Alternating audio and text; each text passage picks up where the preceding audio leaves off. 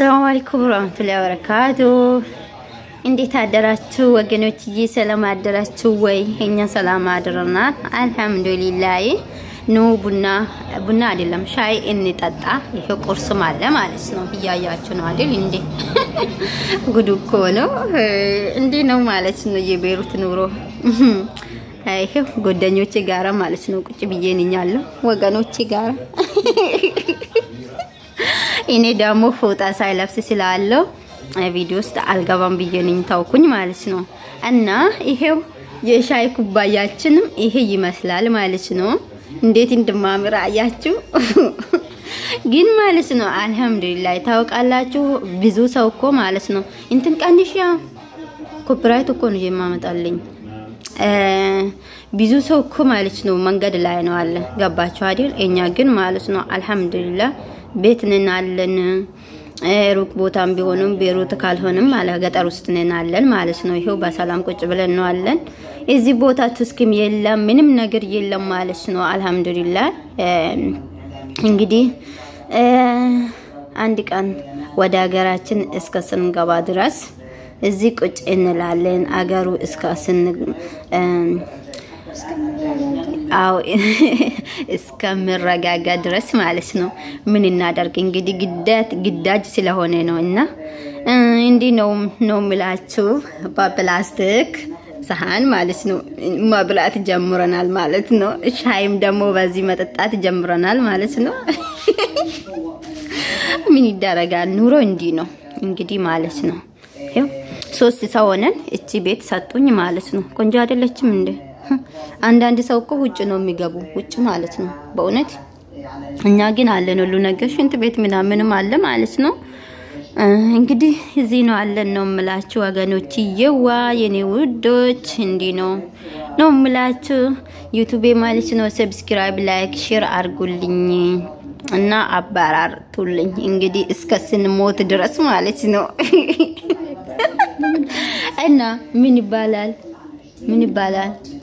እኛው እኮ ሰው የተመታ ሰውዬ ሞተ ነው አለ። እኔ ግን ሰብስክራይብ አርጉኝ እያልኩኝ ነው። ምን ይባላል ታዲያ? ያስጠጣል አው ይሻል ያስጠጣል ብላ ይሄ ያዘች ማለት ነው። ወይኔ ጉዴ! እና እንዲ ነው ብላችሁ ወጌዶች ይዋ የሃቲ ሱሲ ኪኖ ሃቲ ሱሲ ጀቾዳ ኦሮሞኛ ይሻለኛል ይማውቅ ማለት ነው። ሃቲ ሱሲ ኪኖ ጀቾዳ ኮልፋ ጃለቲ ኦሱማ ነምኒ ዱካና ኮልፊቴቹ ኦፊለ ኦሱማ ቦሱለ ኮልፊቲ ጀቾዳ ሃቲ ሱሲ ጣጣን ቀብዱ ሲኒንጀዳ ጣጣን ቀቡ ጀቾዳኒ ኦሱማን ቦውን ኮልፋ ኦሱማን ኮልፉን ደግሞ ቦዋ ጀቾዳ ሁንዱ ዋልማ ኬስ ጀቾዳ አና ብራ ጣጣን እንጅሩን ሲኒንጀዳ gadda kiyalle injiramiti waanuma hunda jechuudha kolfaan indabarsa beetan gize baay'ee jechuudha.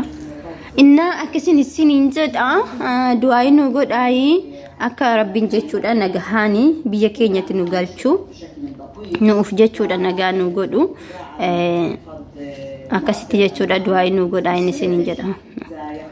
Du'aayi nu godhaayi isiniin jedha wallahi jechuudha baay'ee ulfaata ከባድ ነው አኒ ጀቹዳ ኢድሜክ ያራዋና kana argen beku ani qaweyu argen beku jechu qaweyun beku ani Addis Ababa shuguti arge jechuudha mana isum kootititti shuguti jaan arge jechuudha ani garaki ya wan takkayu jamaanu arge him beku jechuudha duga rabbi wan hagana lafa sochaase manfuqi sochaase ardi sochaase mana diddigu kana takku argen beku ya rabbi amal ya rabbi kiya lamata nan argisisini rabbi nagambiya kinyatu no agalchun sininja urfto takiya nem toko malif biyattingaltu minamin jedhani asa biyattigalun indandaamu jedhani karaan injiru jedhani jechuudha esanin deemamiyan eskiyanin deem nama jechuudha lakkoofsa saanii nuuf kennitanille walla gize lama sadi caala dawwale inkaasani inuma jechuudha inkaasani jechuudha kamicayyon takka kana ergite jira isaraan jechuudha dubbise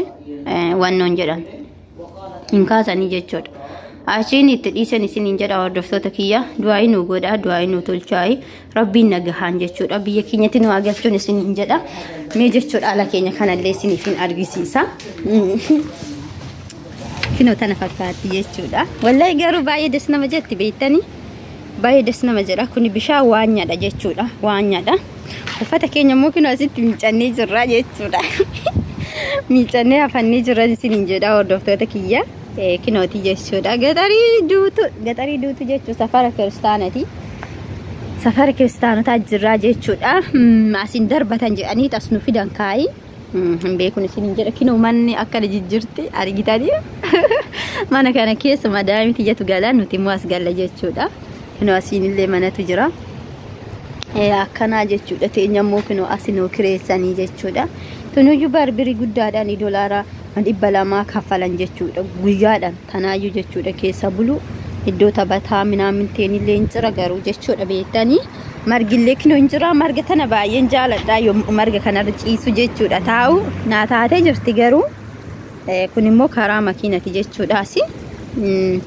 akkasiin isiniin jaa hordoftoota kiyyaa kun waanyaa bishaanii kana gaafa tokko keessa seeneen jira daakkiin beeku beektanii baay'ee daakkiin beeku jechuudha garuu keessa seenii jechuudha dumbuluq gochaatiin ture dumbuluq jechuudha akkasiin isiniin jaa hordoftoota kiyya akkana jechuudha homaan jennu kinooyi jechuudha galanni kan rabbii tokkichaati galanni rabbii dafaa ta'uun isiniin jedha alhamdulillahi rabbil alamin wanta hundaafu jechuudha alhamdulillah yoo jenne bareedaadhaan isiniin jedha wallahi garuu jechuudha biyya tana rabbii nagaa godhee nagahaan jechuudha nus biyya keenyatti akka nu galchu dammoo biyyuma tana jechuudha biyyi Libneeniituun wallahi biyya bareedudha biyya baay'ee gaarii taatedha jechuudha biyya bareedudha kinoo dureellee hin qabna garuu bisee bis innaa jechuudha akkanan isiniin jedha hordoftoota kiyya rabbiin nagaa nuuf haa godhu biyya kanaaf illee nagaa haa buusu rabbi nagahaan jechuudha biyya keenyatti illee nu haa galchuu isiniin jedha biyya kanaaf illee rabbiin nagaa haa kennu warra wallolu kanallee rabbii walitti araarsu rabbiin tokko saanaa godhuun isiniin jedha wallahi baay'ee ulfaataadha baay'ee ulfaataadha jechuudha dhugaa rabbii waan naga walirra darbatu jechuudha namni guyyaa qiyaamaa irraaffatee jira wantuma addunyaa tanaatitu iyyuu isaan rakkisa jechuudha wallahi beetani nama meeqa tama kana keessa du'a nafsee isaanii garuu shahidee taati jechuudha beetani warra akkanatti godhanii ajjeesan kun garuu warri isaan ajjeesu kun immoo itti gaafatamanii jechuudha ibidda qiyaamaa bu'anii namni garuu kana dagatee jira wanta boruu dagatee jira jechuudha akkasan isiniin jedha hordoftoota kiyya rabbiin haalaafisu waan hundaayyuu rabbiin nagaa godhu nuufillee nagaa haa godhu nuufillee du'aayi nu godha ijoollee keenya ijoollee baay'eetu beerutiin keessatti du'aa jira nuti waan jechuun madaami qabnuuf nu fudhatanii deeman beektanii warri ala hojjetu jechuudha dhugaa rabbii manni irratti diiggataa jira jechuudha manni irratti diiggataa jira rakkataa jiranii jechuudha kanaafuu du'aayi godhaa fi ijoolleen keenya immoo irra caalan isaa jechuudha Itiyoophiyaan ijoolleen Itiyoophiyaa irra caalan jechuudha ala hojjetu jechuudha beerutiin keessatti badanii ala hojjetan maaliif firiidha jechuudha akka barbaadanitti hojjetatanii bahanii galuu danda'anii jechuudha uummata akka rakkoon hin jiru jechuudha biyya kanatti kanaafuu ijoollee baay'een ala jiru jechuudha akkasiin isiniin jira hordoftoota kiyya du'aayi godhaa fi isiniin jira du'aa arguልን ለሁላችንም ማለት ነው ታውቃላችሁ ብዙ ሰው መንገድ ላይ ነው አለ በእውነት ማለት ነው ከቤት ወጥቶ መኪና ውስጥ እያደሩ ነው ደግሞ መንገድ ላይ እያደሩ ነው ማለት ነው ስለሚፈሩ ገባችሁ አይደል ይሄ ቤሩት በጣም እየመጡ ነው ቤሩት ማለት ነው እኛ ግን አልহামዱሊላህ ይሄው እዚህ ገጠር ነው ያለን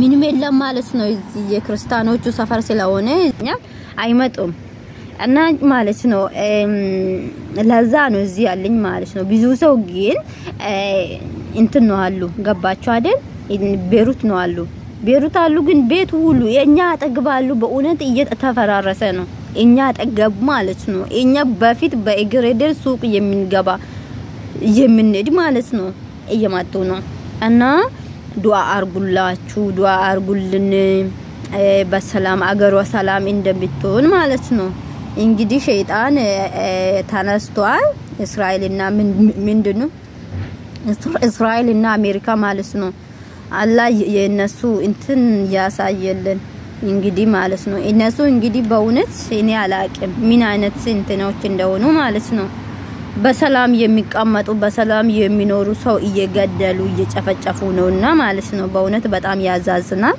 እንግዲህ ምን ማረጋ አንችልም አላህ ያውቃል ሁሉ ነገር እና እንደዛ ነው ምላችሁ ውዶችዬ ሼር ሰብስክራይብ አድርጉልኝ እንግዲህ እንደዛ ነው ምላችሁ